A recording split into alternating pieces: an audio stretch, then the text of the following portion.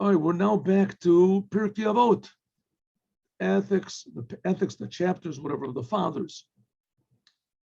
You want to make this bigger? I don't think so. Okay. Akavia ben Mahalalel said, famous statement from Akavia ben Mahalalel. This is starting the third chapter. Histakal b'shlosh devarim, look at three things, and you will not come to do sin. You will not come to the hands of sin. In other words, you won't even come close to a sin. Da, you should know where you come from. Lan olech, where you're going to.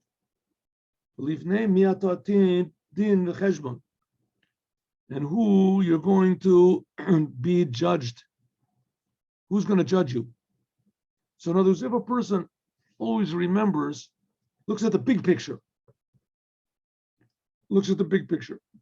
yes, you have to understand that you came from somewhere. You're not just all of a sudden popped up here and the whole world is your servant. You came from somewhere. Right? You have a reason that you're here. You're a messenger.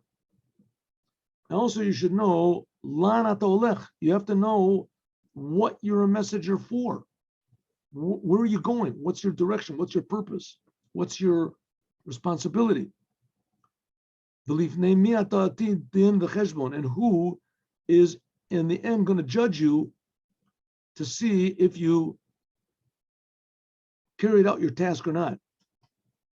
Because this is a very important thing for a person to remember, that, like I said, looking at the big picture, to understand that he's a creation, that God is creating us, and that God is infinitely good, and that God is infinitely powerful, and that God is infinitely, incomprehensible. And we're being created from nothing. That's one of the meanings. It says, me'ayin bata, that you came from nothing. Me'ayin also means from whence, from where do you come, but also me'ayin means you come from nothing. Valan is another Kabbalistic level. It says this refers to Chachma, this refers to Bina. Where are you going? In other words, you're here for some sort of a purpose, and who's going to tell you if you got the purpose or not? Okay, but the Mishnah now, it explains a little bit. Me'ayin bata, where are you coming from? And it explains. Where do you come from? Mitipa serucha. You come from a drop of semen, right? A seed, your father's seed. Think you're a big shot? You just come from Lan atolech. Where are you going to? Makom offer varina v'tolea. You're going to eat a lot of food. You're going to have a lot of pleasure, get a lot of money, fame, fortune, power, step on people. Main thing is to get to the top. Well, in the end, you're going to be in the bottom, and there's going to eat you a worm, the exact same worms that eat like a dead dog or a rat or something like that. There's no special worms for rich people. So you have to understand that in the end, all the things that you got from this world are going to be zero. In front of who will you give? Now, some people will say, who cares? I don't care. At least, while I'm here. So, the most pleasure I can have. So, let's just pass, life is but a dream. Let's just pass the time away as pleasurably as possible. And there's no purpose to the whole thing. Just, here today, gone tomorrow. Which that could be, but it comes out to be pretty,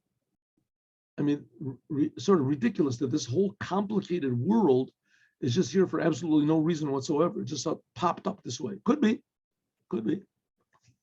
But the Rebbe is saying, no, you should take it to your mind that you're right, it could be that the world is just a big meaningless blob and it just happened this way.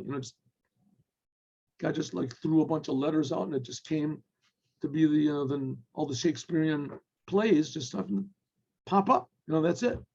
Could be, just somebody just took millions and millions of letters and just spread out this clean paper and just started scatter the letters, like you scatter sprinkling things like seed on the ground.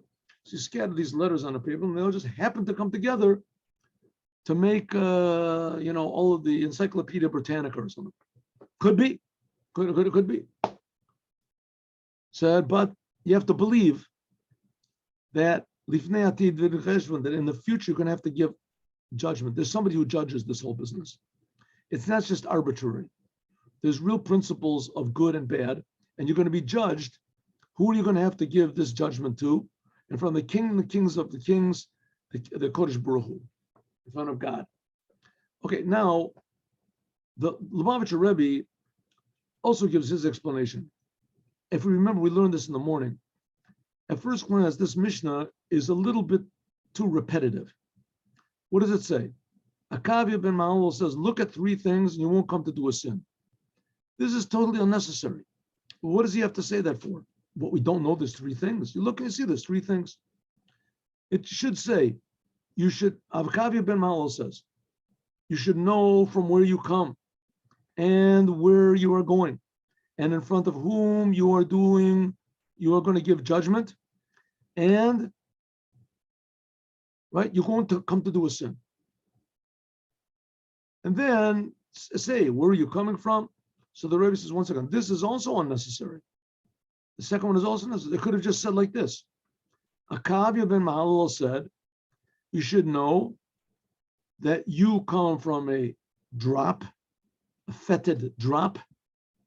You are going to a place of dirt and worms, and you're going to be judged in front of God. You don't have to have the first two sentences, not necessary, right? Look at three things and you won't come to do a sin. You can see there's three things. Let's cut this out. Know where you are going, from where do you come, where are you going, and who is going to judge you. Right? Cut that all also. You don't need that because it says it right here. You should know from where you're coming, from a drop, from a... So the Rebbe explains, let's just take the first one. The Rebbe says that really this means three different lessons, totally different lessons. First of all, you have to always look at three things and you won't come to do a sin. What are those three things? It doesn't say in the Mishnah. It doesn't say in the Mishnah. This is also other advice, other three things. But anytime, all the time in your life, you must always constantly look at three things in order to not come to sin. What are the three things? God, yourself, and the world. A religious person might be tempted to just look at himself and God. What do I care about the world? Me and God, I'm going to go to heaven one day. No, don't do that. You're here in order to fix up the world. Look at your God, yourself, and the world.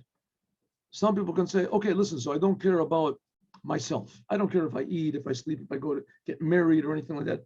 Makes no difference. Just look at God. No, you have to look at three things. Yourself and God and the world, all the time, everything you do. We're here in order to fix up the world, not just to fix up ourselves. But we have to do it according to what God wants. And if we don't do it, nobody's going to do it. Something like what Hillel said. If I don't do it, who's going to do it? And then the Rebbe explains this next sentence, which he also says a little bit, which is unnecessary. He explains it according to Kabbalah, and then we'll talk about God willing next time. God bless you. Have a good day with Mashiach. Now, let's take this advice that we have. Always look at these three things: ourselves, God, and the world. Have to put them, make them all to come together. And also, in addition to that, remember that we come from a little nothing and we are going to a place of dirt, but God is judging us to see in the middle. In other words, the spiritual, the principles upon the world, what the world is based, is we should put more attention than to the physical. But we're here only in order to put these physical principles of truth and Torah and God into the physical world. The physical world is the goal. So it shouldn't influence the world, should not influence us negatively, but only positively. Have a good day with Mashiach now. Thank you very much. We'll meet tomorrow, 8:15. Rak Shneya.